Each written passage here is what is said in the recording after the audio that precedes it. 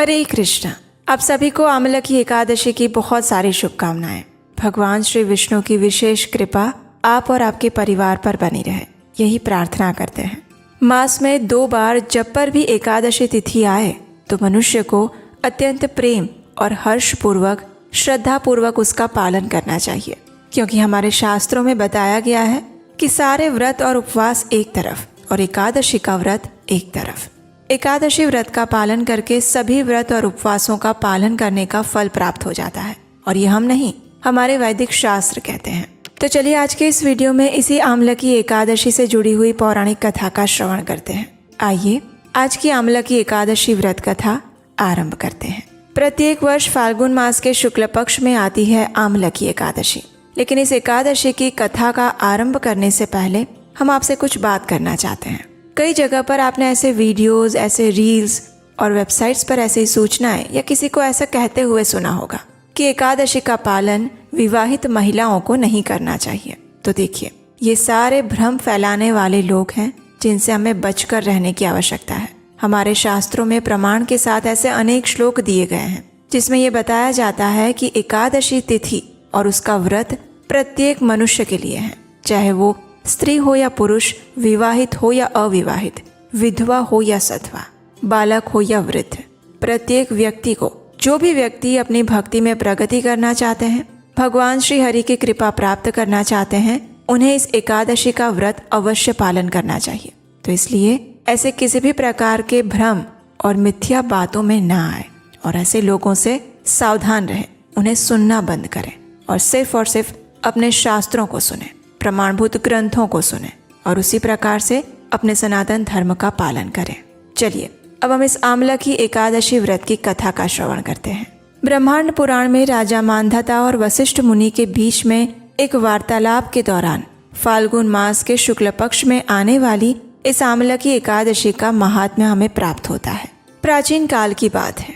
एक समय राजा मांधाता ने ऋषि वशिष्ठ से पूछा, हे ऋषिवर, कृपया ऐसा कोई व्रत बताइए जो समस्त सौभाग्य और मंगल प्रदान करता हो।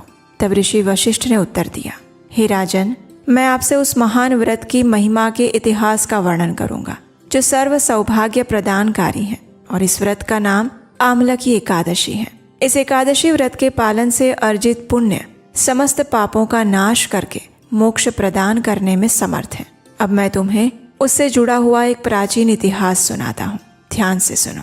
वैदिश नामक एक नगर था जिसमें अनेक समृद्ध ब्राह्मण, क्षत्रिय, वैश्य और शूद्र निवास करते थे। इस सुंदर शहर में कोई भी नास्तिक या पापी व्यक्ति नहीं था। संपूर्ण नगर वैदिक मंत्रों की ध्वनियों से संपूर्ण रहता था, और इस नगर का राजा था चित्ररथ। वह अत्यंत शक्तिशाली, वीर, ऐश्वर्यवान और शास्त्रों के ज्ञाता थे। उनके शासन काल में समस्त प्रजा भगवान विष्णु की भक्ति और एकादशी व्रत का नियमित पालन करती थी। परिणाम स्वरूप सभी लोग सुखपूर्वक जीते थे। उसके राज्य में कोई भी दरिद्र या कृपण व्यक्ति नहीं होता था। एक दिन फाल्गुन मास के शुक्ल पक्ष में आने वाली आमलकी एकादशी द्वादशी से युक्त होकर आई। राजा और उसके प्रजावासियों ने अत्यंत निष्ठापूर्वक इस एकादशी व्रत का पालन करने का संकल्प लिया।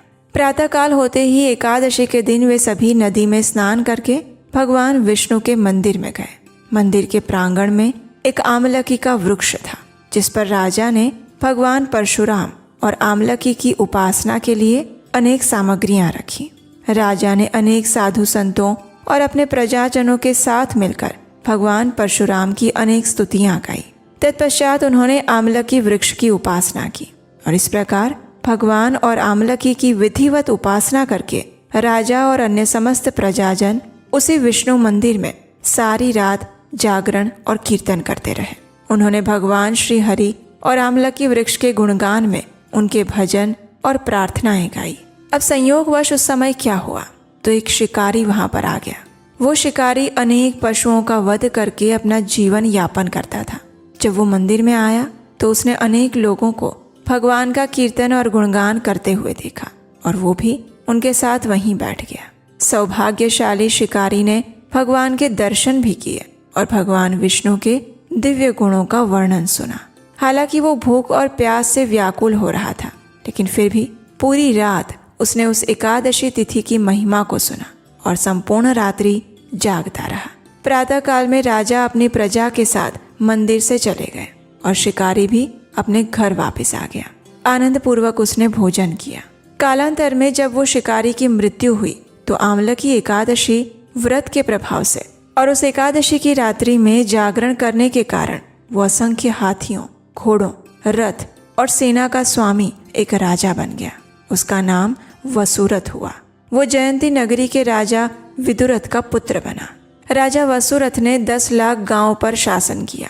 वे सूर्य की भांति तेजवान, चंद्रमा की भांति कांतिमान, भगवान विष्णु जैसे शक्तिशाली और पृथ्वी के समान सहनशील बने। वे सत्यवादी, कर्तव्यनिष्ठ और भगवान विष्णु के महान भक्त हुए। एक दिन वन में शिकार खेलते हुए राजा वसुरथ अपना मार्ग भटक गए।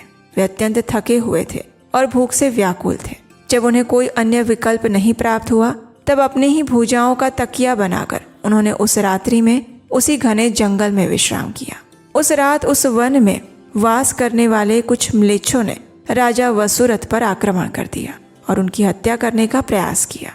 वे राजा को अपना शत्रु मानते थे क्योंकि पूर्व काल में उन्होंने उनके पिताओं, माताओं, पुत्रों और अन्य सगे संबंधियों का वध किया था और उन सबको वन में भटकने के लिए बाध्य किया था। म्लेच्छों ने अनेक अस्त्रों से राजा पर आक्रमण किया, लेकिन चमत्कार पूर्वक उनके किसी भी अस्त्र शस्त्र के प्रहार से राजा को कोई भी क्षति नहीं पहुंची। जब उन म्लेच्छों के समस्त शस्त्र निरर्थक हो गए तो वे सभी भयभीत हो गए। उसी समय राजा की देह से एक दिव्य कन्या प्रकट हुई। उसने अपने हाथ में चक्र धारण किया हुआ था। उसने क्रोध के आवेश में म्लेच्छों पर आक्रमण किया और उन सब के सब का वध कर दिया। तत्पश्चात राजा की नींद खुली। जब उन्होंने समस्त शत्रुओं को भूमि पर चारों ओर मृत पाया तो वो भयभीत हो गया। आश्चर्यपूर्वक उन्होंने पूछा, मेरा ऐसा कौन शुभ चिंतक है जिन्होंने मेरी रक्षा की है और इन शक्तिशाली शत्रुओं का वध कर दिया है? इस महान कार्य के लिए उन्हें मेरी ओर से हार्दिक कृतज्ञता व्यक्त करता हूँ। और उसी समय एक आकाशवाणी हुई, मात्र भगवान केशव ही अपने भक्तों की रक्षा करने में समर्थ हैं। वे शरणागत भक्तों के पालन करता है और उन्होंने ही आपकी रक्षा की है। आकाशवाणी की ये बात सुनकर राजा का हृदय भगवान के प्रति भक्ति भाव से भर गया। वे अपने राज दरबार में लौट आए और उन्होंने राजा इंद्र की भांति निष्कंटक राज्य किया। ऋषि वशिष्ठ ने कहा, हे मेरे प्रिय राजन, जो भी पवित्र आमलकी एकादशी व्रत का पालन करता है वो निस्संदेह भगवान विष्णु के धाम में लौट जाता है। इस व्रत के दिन के अर्जित पुण्य इतने अधिक शक्तिशाली है कि जिसकी गणना करना असंभव बताया गया है। और अगर